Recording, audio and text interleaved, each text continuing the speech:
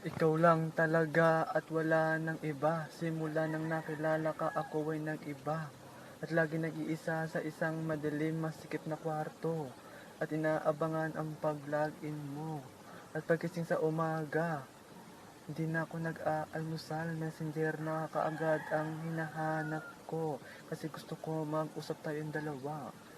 Pero merong araw na hindi kami nag-uusap talaga. Ako'y nalulungkot.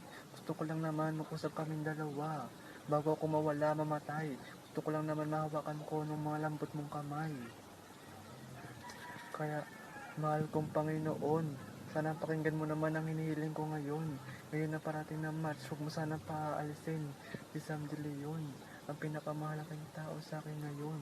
Mahal kong Panginoon, mahal kong Panginoon, na sana to pa rin yun naman ang hinihiling ko ngayon. Ayoko mawala sa akin si Sam De Leon.